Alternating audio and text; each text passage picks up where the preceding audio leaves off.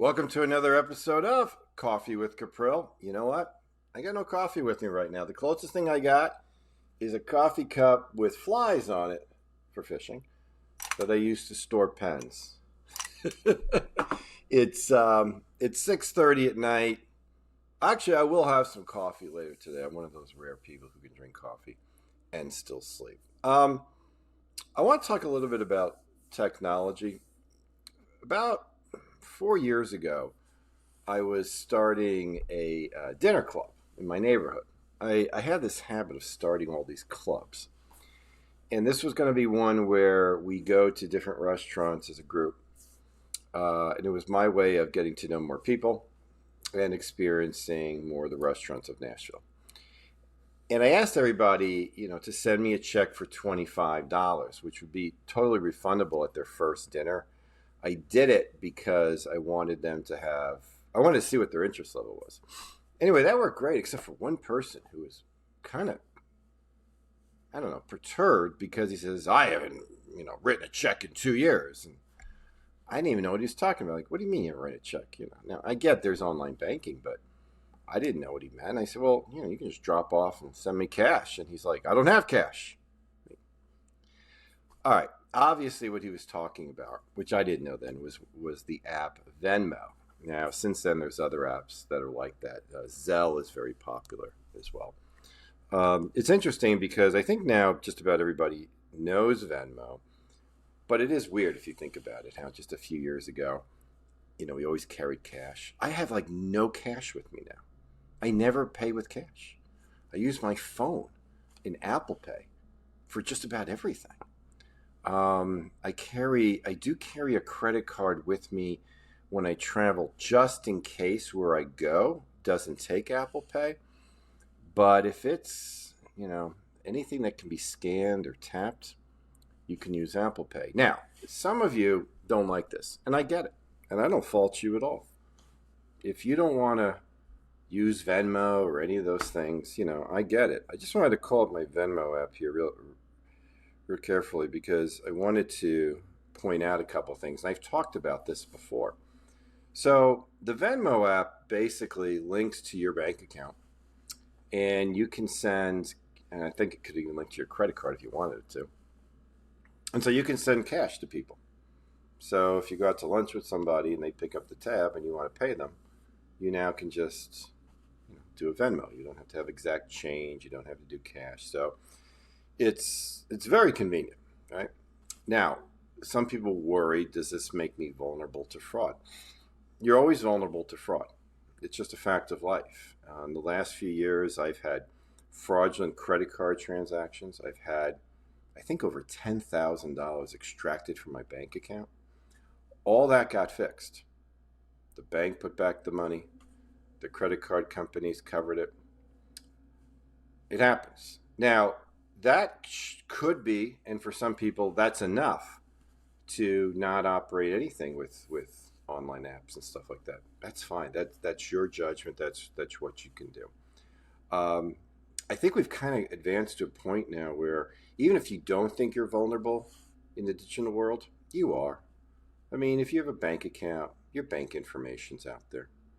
If you own a house, that information's out there. So to a certain extent, you have to ask yourself, do I want to live? I don't want to use the word fear because that's condescending, but do I want to live at a point where I won't do things because of this concern? Now, if it doesn't limit you, then don't worry about it. I do think that Venmo, from my own experience, is very safe.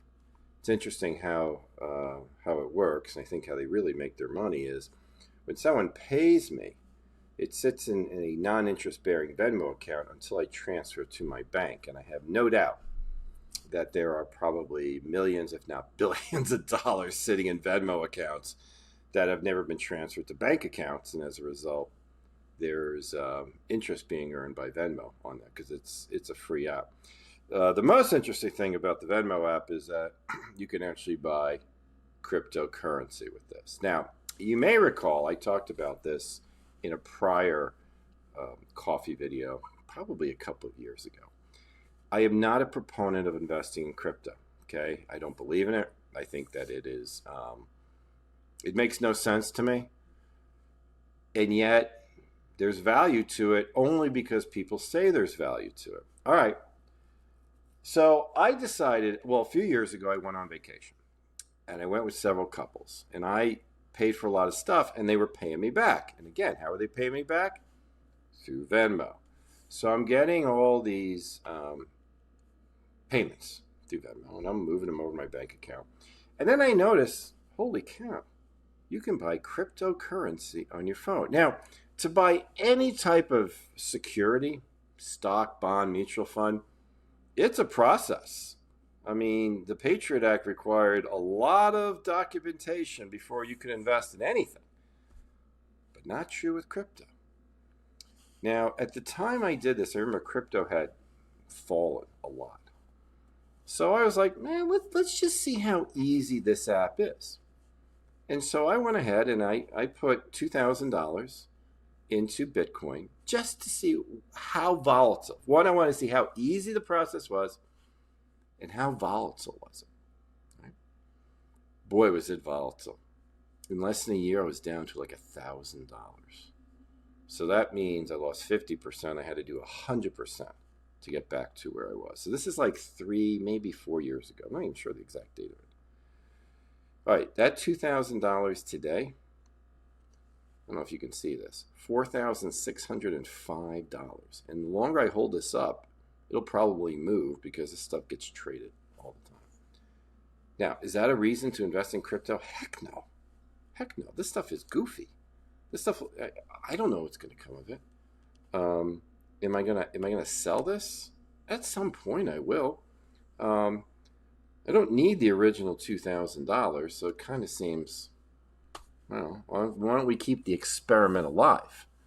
But to me, this is almost like going horse racing and your horse came in. Does that make you an expert horse picker? No, not at all. But this does show a lesson, and that is that negative returns tend to be short-lived in just about anything.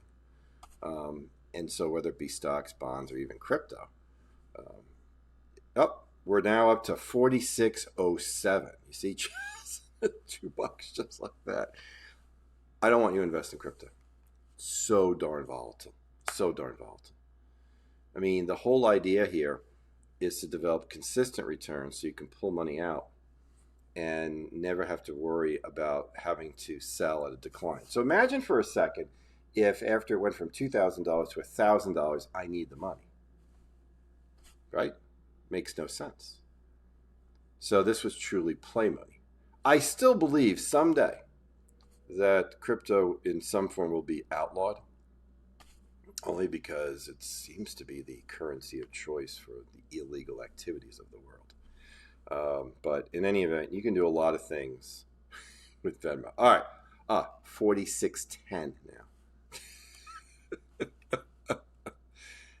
This is crazy. It's kind of funny. It was very easy to open the account. They asked for no information. But one day, when it got back over my 2,000, I thought maybe I'll sell it. And I went to do that. And suddenly, what's your social security number? Because they have to report the profit. All right. So what I want to suggest to you is technology does have a risk. From my personal experience, where I have suffered some of the downsides of that risk, I've always been made whole. So just like there was a time people didn't ever want to use credit cards, we now see this in other things. You have to make your own decisions. I don't think it's being imprudent if you decide to use things like Venmo and stuff like that. And in reality, it may be hard for you not to. I mean, air travel, for example. If you don't have a smartphone, you can travel. It's not easy. They have definitely made everything so that you operate, rightly or wrongly, on your phone. If you're ever unsure about some of these things with technology, if you ever want to know my opinion or thoughts, whatever, I'll be more than happy to help you. But all right, let's see where it's at right now, because we are now at, we're still holding at 46.10. It's crazy. It's like air. Anyway, have a great day, and if you need me, reach out. Take care.